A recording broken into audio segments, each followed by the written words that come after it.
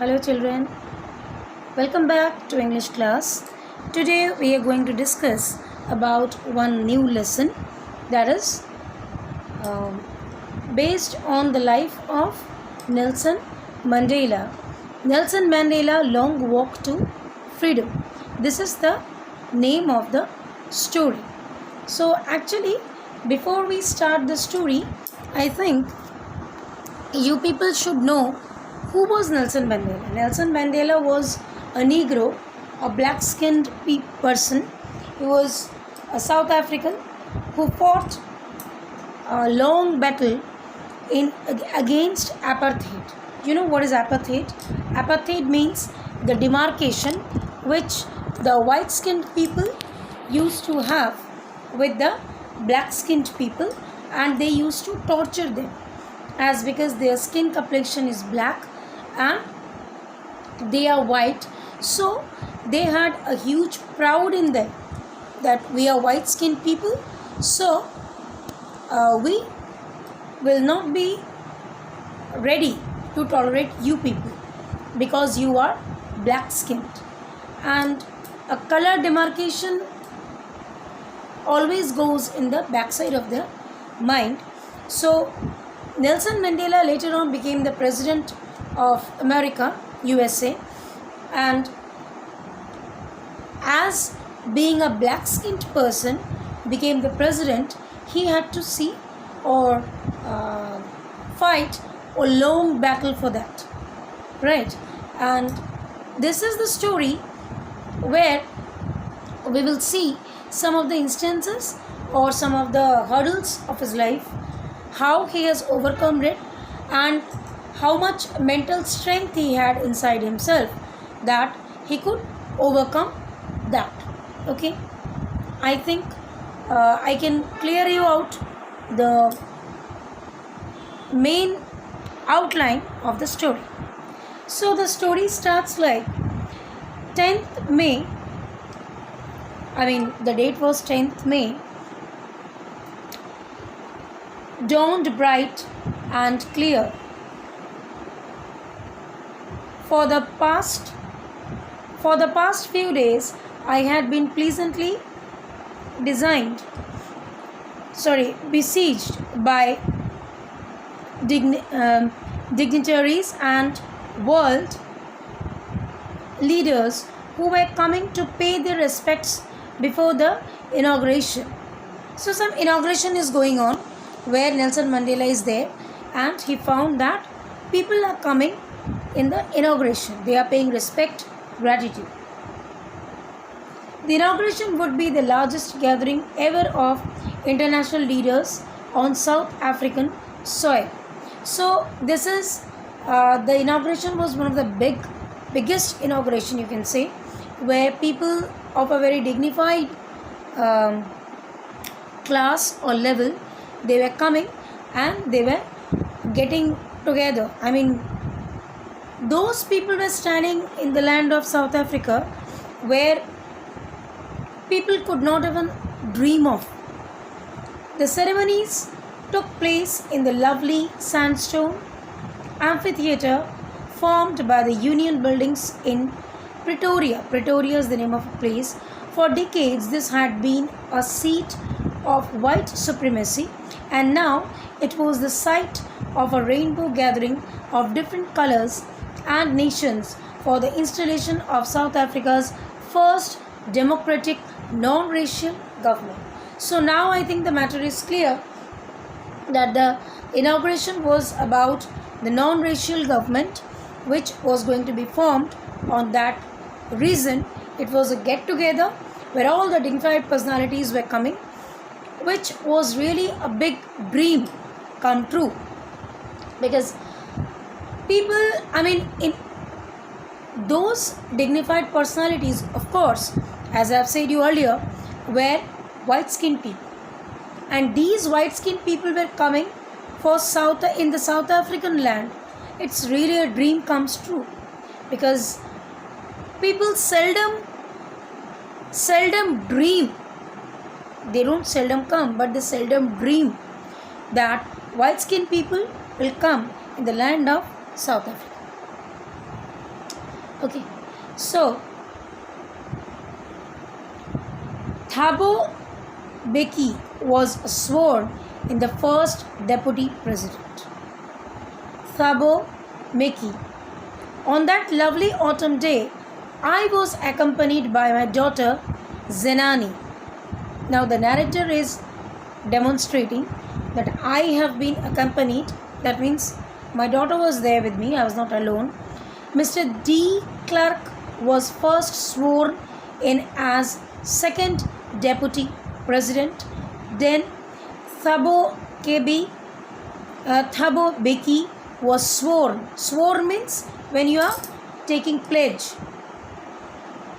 in a first deputy president. When it was my turn, I pledged. Just now I told you sworn means pledged. I pledged to obey and uphold the constitution and to devote myself to the well-being of the republic and its people. To the assembled guests and the watching world, I say. Now, just try to imagine a situation. For suppose you are longing for something. কিছু একটা তুমি চাইছো from a long time you are dreaming to get something, but it's not coming true. মানে you have almost lost all the hopes of coming your dream true. Then suddenly it becomes true and you feel that your dream comes true. That is how you will feel. You'll feel that I'm lying in the top of the world. Rather than sometimes I'll feel, is it really the fact? Is it really something which has come true? Or now also I'm dreaming? It happens. It happens.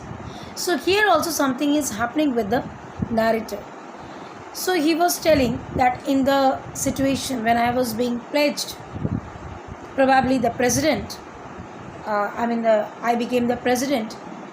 You can, if you watch the book, if you follow up the page, you can see that when Nelson Mandela was there, being the president, he's quite old, right? And there he said, today all of us do by our presence here confer glory and hope to newborn liberty. Newborn liberty, freedom which will be out of or without any racial discrimination. Means a government which will work for everyone without any demarcation, without any biasness, without making anyone deprive of what he or she actually deserve to get. Okay. Newborn liberty, out of the experience of an extraordinary human disaster that lasted too long, must be born a society of which all humanity will be proud. We who are outlaws not so long ago have today been given the rare privilege to be host to the nations of the world on our own soil. So now we are free to smell the fragrance of liberty, fragrance of freedom, fragrance of having a government which is out of any biasness, any prejudice, any racial discrimination. Now we will also lead a prestigious, comfortable, secure and safe life. We thank all our distinguished international guests for having come to take position with the people of our country of what is, after all, a common victory for justice, for peace, for human dignity. So by this speech, you people can easily understand how much indignified, how much, humiliated life these people were leading. Because as they got the freedom, as they got the right, as they got the mm, superiority or dignity. So they become very, very happy and felt prestigious. We have at last achieved our political emancipation position. We pledge ourselves to liberate all our people from the continuing bondage of poverty, deprivation, suffering, gender, and other discrimination. Never, never, and never again shall it be that this beautiful land will again experience the oppression of one by another.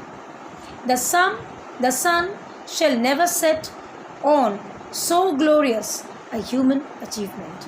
Let freedom reign. God bless Africa. What a speech! So, in this speech, he has very clearly pointed out how humiliated life they used to live, how humiliated life his fellow men were leading, you can say, and how much humiliation he himself had to face. So he is praying to God that may the sun which will shine from tomorrow will never set, because this will be the sun of dignity, prestige, which will be full of liberty, which will be without any discrimination, which will be without any humiliation. All these were the fragrance of life which these poor people had to face when they were leading the life before. So I believe you all can really understand how much bad it feels when you get yourself humiliated in front of others. Right? So Nelson Mandela, as because he was a black-skinned person, he also used to get humiliated. Okay, and being humiliated is really, really, really very pathetic. You cannot even ignore, neither you can accept, because ignoring means you are letting the other person standing next to you understand that you can understand that he is humiliating you, and that space will be taken by him once again. Neither you can accept it because you can understand that you are getting humiliated. So it's like dying without intaking poison, and that is very, very, very, very, very, very rude, shrewd, and heartless thing to be accepted. So the meeting, the pledge ceremony was going on. The inauguration was still going on. A few moments later, we all, means the people who were standing over there, we all lifted our eyes in awe, proud, prestige, as a spectacular scene of South African jets, helicopters, and troop carriers rode in perfect formation over the Union buildings. Union buildings, you know pretty well that those buildings who are connected with government authority, you can say. It was not only a display of pinpoint precision and military force, but a demonstration of the military's loyalty to democracy, to a new government that had been freely and fairly elected. So now, getting a free and fair election nowadays is really hard, but it's also happening. So it's really a very good feeling that we got elected. Rather, Nelson Mandela got elected for being a part of the government authority without any partiality, without any biasness, without any, what should I say, without anybody's support. He did it all by his own effort. So that was really very, very prestigious thing to be happened with someone. It was not only a display of pinpoint, but something which is very loyal. Only moments before, the highest generals of the South African Defence Force and police, their chests bedecked with ribbons and medals from days gone by, saluted me and pledged their loyalty. I was not unmindful of the fact that not so many years before they would not have saluted but arrested me. Finally, a chevron of Impala jets left a smoke trail of the black, red, green, blue, and gold of the new South African flag. So you see what a circle of life. Those people who once get this person arrested have come forward to arrest him. What a mockery of life that those people have again come in front of Nelson Mandela, but now they have come to give the salute. This is a tight slap on the face of those people who have humiliated someone. Actually, our life is like a ball. It's round. When you start from one end, from a point, when you're starting, you feel, I'm running out of this point, but you never know. Once again, you have to come over there only, because the earth is round. The point from which you are starting, that will be the ending point of yours. You will definitely have to see what you have sown in the ground. That tree will come up and you have to bear the fruit of that tree itself.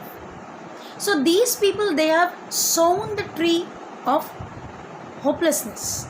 They have sown the tree of getting someone humiliated by them. So now this is their turn to get humiliated. This is their turn to get themselves slapped. It's nice mockery of the destiny, which no one can avoid. The day was symbolized. Now, Nelson Mandela was laughing on him because of proudness. He was also laughing on them who have once humiliated him. Now they are standing in front of him by giving him salute. Now they are forced to give him the honor. Same people, but situation is different. The day was symbolized for me by the playing of our two national anthems and vision of whites singing Kosi Sikelet Africa. Actually, the accent is not known to me, so I'm trying to do it. And blacks singing this term, the old anthem of Republic. Means white skinned people are having a different anthem, black skinned people are having different anthem. But as because he was the president of USA, so both skinned people, they sung their own national anthem, paying respect to the newly positioned president. Although that day neither group knew the lyrics of the anthem they once displayed, they would soon know the words by heart. And now what is that? White skinned people doesn't know about the black skinned people's anthem, and black skinned people were not allowed to learn the white skinned people's anthem. But now they will have to sing those anthems together. Whenever they'll sing both the anthems, and a day will come when both of these categories of people will learn each other's anthem wholeheartedly. On the day of inauguration, I was overwhelmed with the sense of history. In the first decade of the 20th century, a few years after the bitter Anglo-Boer War and before my own birth, the white-skinned peoples of South Africa patched up, mixed up their differences and erected a system of racial domination against the dark-skinned peoples of their own land. The structure they created formed the basis of one of the harshest, most inhumane societies the world that has ever known. Now, in the last decade of the 20th century and my own 8th decade as a man, that system had been overturned forever and replaced by one that recognized the rights, freedom of all peoples regardless of color of the skin.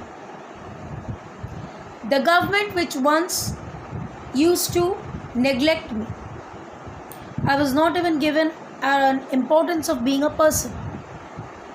The government never used to look at me. Now the picture has changed. The face which I used to see has turned back, and the back which people used to see has turned front. Understood? Now, those people who used to humiliate me, who never used to give importance to me, are paying respect. And here they have selected the perfect person who is going to give respect to every human being apart of class, creed, sex, color and genre. It's a big lesson. Let's stop over here. I'll continue the rest part of the chapter in my next class with you all, along with the question answers and exercise. Stay healthy, stay tuned with me. Thank you.